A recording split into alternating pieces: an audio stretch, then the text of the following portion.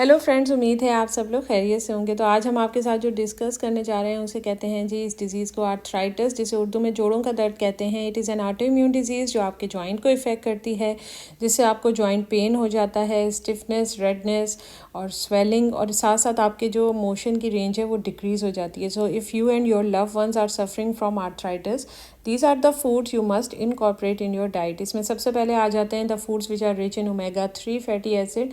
Omega 3 fatty acid basically आपके joints को lubricate करता है, तो इस तरह आपकी जो मोबिलिटी है वो इम्प्रूव होती है, जॉइंट की स्वेलिंग कम होती है, इन्फ्लेमेशन कम होती है और आप बेटर फील करते हैं। तो इन फूड की लिस्ट को अपनी डाइट में ज़रूर शामिल कर लें। इसमें सबसे पहले आ जाता है जो वॉलनट है, जिसे हम अखरोट कहते हैं। अगर आप डेली 2 वॉलनट्स अडल्ट्स और 1 वॉलनट बच्चों को दिया जाए तो it is very good for your not only inflammation but also for your brain health. उसके साथ साथ आ जाते हैं जी सीड्स की वैरायटी, जिसमें हम कहते हैं जी चिया सीड्स, हेम्प सीड्स। लेकिन चिया सीड्स को आप यूज़ करने से पहले 10 से 15 मिनट पानी में सोक कर लें, क्योंकि ये स्वेल अप हो जाती है। उसी के साथ साथ flax seed, it is also rich in omega 3 fatty acid. इन सबको आप कंज्यूम करें, अपनी स्मूदीज़ के ऊपर स्प्रिंकल करें, रोटी पे, सैलड्स में, और ये बेस्ट हैं आपकी बॉडी से इन्फ्लेमेशन को रिमूव करने में। लेकिन जो ओमेगा 6 फैटी एसिड रिच हैं, ये आपकी बॉडी में इन्फ्लेमेशन करते हैं, जैसे वेजिटेबल सीड ऑयल, जिन्हें हम कॉर्न ऑयल और सोयाबीन ऑयल कहते हैं। इसी के साथ साथ हमारा जो फ्रूट्स का ग्रुप है वे, जिसे हम स्ट्रॉबेरी हैं, क्रैनबेरीज़ हैं, रेस्पबेरीज़ एंड ब्लूबेरीज़, इन्हें अपनी डाइट में ज़रूर शामिल कर लें, because they are rich in an active compound which is known as polyphenol, and polyphenol has anti inflammatory and antioxidant properties.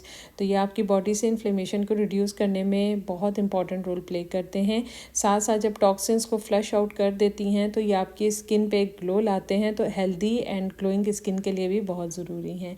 तो क्या चीज़ें हैं जिनको आपने नहीं यूज़ करना, उसमें एब्सोल्युटली सबसे आप सही समझे ऑल द शुगरी आइटम्स। तो sugar is considered to be the main culprit to increase inflammation in your body. Number 1 food है, तो all the sugary items you don't include in your diet, it's a big no।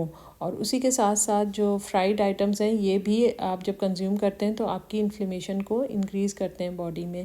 इसके साथ साथ आप big yes to all the green leafy vegetables, क्योंकि they are rich in antioxidants and anti inflammatory properties होती हैं। इसमें सबसे पहले आ जाती है जी स्पिनच। और स्पिनच तो आपको ये भी पता है कि जिसे हम पालक कहते हैं कि it is rich in iron, तो आपके हेल्दी रेड ब्लड सेल्स यानी हेल्दी ऑक्सीजन ट्रांसपोर्ट सिस्टम के लिए भी बहुत इंपॉर्टेंट है।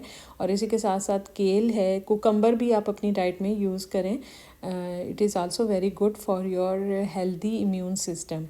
तो ये ग्रीन लीफी वेजिटेबल्स अपनी डाइट में ज़रूर शामिल कर लें। इसी के साथ साथ जो है अपनी डाइट में कैल्शियम रिच फूड्स को इंक्लूड करें, जिसमें सेसमी सीड्स आ जाते हैं। रागी सीड भी बहुत इंपॉर्टेंट है, इनको आप इसी तरह अपनी रोटी में, बंस में, स्मूदीज़ में स्प्रिंकल करके यूज़ कर सकते हैं।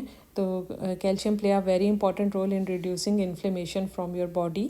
और कैल्शियम की एब्जॉर्प्शन को इम्प्रूव करने के लिए वी नीड विटामिन डी। तो डेली 20 मिनट्स का सन एक्सपोजर जो है वो बहुत ज़रूरी है, जो आपको अपनी वॉक से मिल सकता है।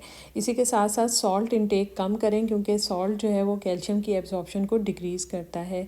इसी तरह a big yes to our colourful cute vegetables, जी हाँ, कैरेट एंड बेल पेपर्स, इनको भी अपनी डाइट में शामिल कर लें। Carrot contains beta carotene and vitamin A which is very important for reducing inflammation from your body. And इसी तरह कैप्सिकम यानी bell pepper, it contains capsaicin and this compound is also very important in reducing inflammation from your body.